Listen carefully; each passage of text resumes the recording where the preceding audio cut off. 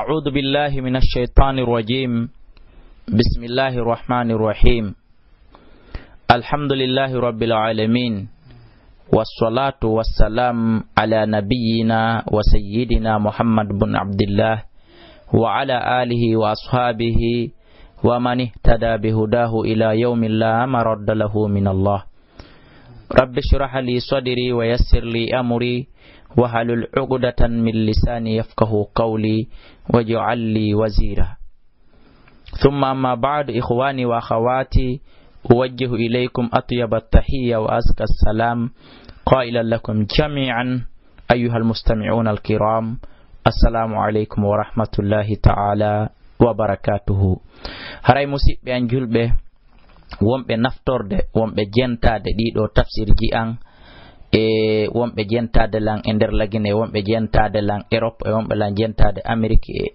e dendanangal yaasi lagine, wonɓe lan jentade ka juulirɗe, ka biroji, ka marché ka otoje, ka avionje, ka ngesele, ka dingiraji, ka ley leɗɗe. ɓamiɗo andi ɗum ɗo fo miɗo jentede. ɓaawo timmingol lan o ɗo tafsir alqur'ana mo jogi ɗon fewndo ɗo, mo tawata mi jangi, mi firiri, mi waɗi nisfu samben nisfu. ɓaawo ɗum ɗon gasi wondude addugol qissaji e sababu nuzul, bere ko mi andi kon e muɗum, bere ko mi wawi kon e mum, bere ko mi faami kon e mum. woodi buy e onon musidɓe e julɓe wonɓe jentade wullitiɓe wiɓe koye mi waɗu kadi tafsir on kadi ɗerol hara ɗo ko alda e addugol sababu nuzul, ko adda e addugol qissa, bi mana ko yomi waɗu e ƴi'angal e firongon simple man, bi mana fi ekkitotoɓe ɓen tawɓe rewali e alqur'ana on hay lawol gotol, tawɓe ɓen hay ƴeeɗen ɗigga. ɓe ɗo fo muɗum holli wonde ko yomi waɗu, ko yomi yiltito kadi e alqur'anare nden, mi waɗa nde firo ɗerol hara mi addali tarjamawil hunde, mi addali qissaji hay e hunde fi ekkitoto ɓen. amma tawɓe rewino e mayre ɓen ɗon ƴetta tafsiru jano mo adino ɗen wadde on lande 2012 ɓe rewtora on ɗon. haray ko golle sattuɗe, ko golle mettuɗe fi qur'an on ko ƴettowo lebbi, kono ma dama mi tawi haray ko ɗum ɗo woni ko aransata ɓe musidɓe an julɓe ɗon.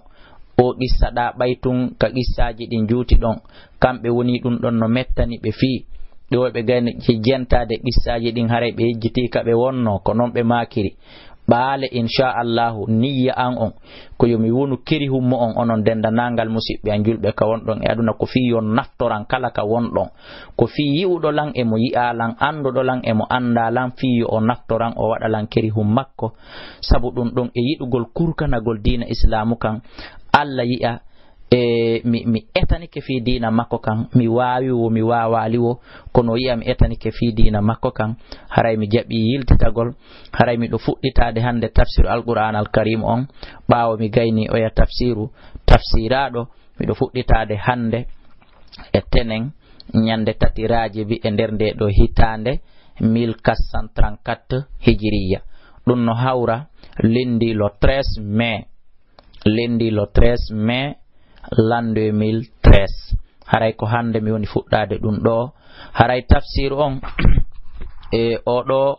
no yirotonmo, haray ko sura 1, sura 2, sura 3, ko non yi'oton no windori ha ñande hewtoyɗen sura 114 suratu nasi. Allah hollu en yo o newnan en hewtugol ɗum ɗon kadi no newri no moƴƴiri. ɓay ko suratuji ɗon andi 114 wonton, on yi'ay no waɗa S1 ɗum ko sura en, S2 ɗum ko sura de. jon ɗo en waɗata nisfu de par ce que ɓenni wo ɗo nayo en juutin, wo ko en waɗu darsu raɓɓuɗu kun ko alda e waɗugol tarjama fus. haray o tafsiru ɗo on yi'ata sababu nuzulu ga, on yi'ata qissaji ga, on yi'ata hunde no adde ga. kala faalaɗo qissaji ɗin e sababu nuzulji ɗin ko yo noddan ka numéro téléphone ji mi jonnay ɗi joni, ma o yiltito e tafsiru jano mo waɗɗen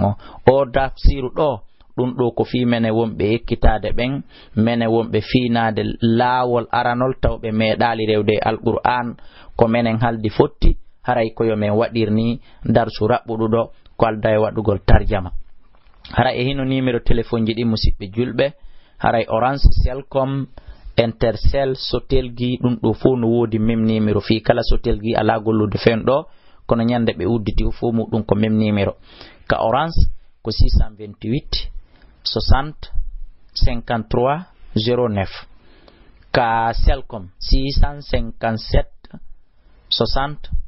53 09. Ka Intercell 631 60 53 09. Ka Sotelgi kadi wiɗen même numéro. Email no wodi kadi ka Facebook ton kadi on waɗa Elaji Abdullahi Kala @yahoo.fr. komi jonniri ɗi adresse ji ɗo jowi ko fi kala faalaɗo waɗanede qissa e aya ma faalaɗo addanede sababu nuzul aya ɓayle haray ɗum ɗon en waɗata ɗum ɗon e o tafsiru men ɗimmo ɗo ko fi yo noddu e ɗi numéro téléphone ji ɗo e o email ɗo e ɗi adresse ji ɗo joyi fiyo men wawa humpondirde ma o yiltito e tafsiru jano mo adi ɗen waɗude on ko ɗum mi jonniri ɗiɗo adresse ji. Amma inde anden ko Abdullahi Kala bun Alpha Muhammadu Wuri Kala Diallo jibinande Lagine préfecture Mamou sous-préfecture Niagara district laabi ko village on ko Kala ko ni woni adresse on fewndo ɗo e yurmede Allah e ballal Allah miɗo hoɗi miɗo ñiiɓi ko capital meɗen Conakry ɗo e quartier wiyeteɗo cimenterie Baylo Baya centre haray ko ɗon komi ñiiɓi fewndo haray hiɗen natana tafsir on sura en fey en haray kadi en waɗay SN waɗen fey en fey 2 fey 3 fey 4 imana fey on ko ɗerol en waɗay sura tel ɗerol tel sura tel ɗerol tel haray ɗo ko non wonno yiro ton ɗo en waɗata nisfu en waɗata ila aya tel ha aya tel haray ɗum ɗo en watta par ce que ko halduɗen ɗo ko fi ekkitotoɓe ɓen haray en waɗay ton S en haray ɗum ɗon firi ko sura en waɗen ɗon kadi feuille en ma feuille 2 mi mana ɗerol aranol ma ɗerol ɗimmon ko non gerdeten ha suratu wongol lanna fuɗɗito ɗen kadi feuille en inchallah haray ɗen natande tafsir on kala palji ko heɓi e muɗum ande min komi suka mon komi almudo mon gandal ala ko yiɗugol yo jama on naftor embere kun Allah subhanahu wa ta'ala okkuri lankon ɓa ɗen ande pullo futa hino wi'i si kala okki ko mari haray wudduɗo ala haray ɗen natana tafsir on kala faljere ko yewɗon wona yo ɗum juhu on wona ɗum surprise on wona jogiiɗo gandal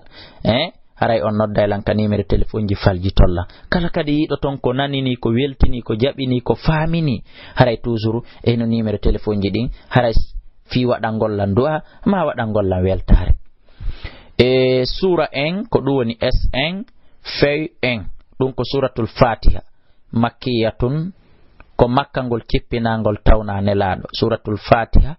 nde simoro ne yewtuden fi uddital jangugol makkiyatun ko makkangol cippinangol tawna nelaɗo bismillah ko inde Allah arrahman ko nemino julɗo e kefero kaduna ɗo fo heɓay nema makko on arrahim ko nemino gomɗiɓe ɓen tullahara ton ko Allah tun heɓata nema makko on amma qissaji e tafsirji e gundoji ko woni konka bismillahir rahmanir rahim wiɗen o tafsir ɗo en addata qissa fus on nodda ka numéro téléphone ji embere komi andi kon mi andina on amma ɓure ko woni kon e suratu Fatiha e sababu nuzul ko woni suratu Fatiha toujours on nodda ka numéro téléphone alhamdulillah dendangal yettoje ɗen wodani Allah mahin rabbil alamin jeyɗo windere nden on arrahman neminowo julɗo e kefero ka aduna ɗo arrahim neminowo gomɗiɓe ɓen tun kala hara maliki laamiɗo yawmiddin ñalande joddi kuuɗe sika ka warsu ko maliki yawmiddin ko jeyɗo ñalande joddi kuuɗe iyaka ko antun Allah na'budu woni ko men rewata wa iyaka ko antun Allah ko faadema antun Allah nasta'in men ɗaɓɓirta ballal ihdina Allah men torike ma fewnu men as-siratal mustaqima e laawol fewngol ngol siratal ladina e laawol ɓen an amta alayhim ɓe neminirɗa peewal e dow mu'um ɗum woni annaba ɓen ene laaɓen ghayril mahdub hara wona ɓen ɓe tikkere ma woni alayhim e dow mum ɗum woni alyahuda e kala janguɗo sali gollitirde. wala dallin harawnaɓe majjaɓe sariyaji maɗin ɗum woni annasara e kala saliɗo jangude. amin. yalla jaabin du'a on. fatiha on ko fecca ɗum pecce tati, ko hontoni feccere aranre ko ɗum woni ɗimmere, ko hontoni tataɓere on yiltitoto ka numéro téléphone ji ma yiltito ɗon ka tafsir men arano mo waɗɗen ɗo ko fi menen wonɓe ekkitade ɓen tawɓe naɓali hay lawol gotol ka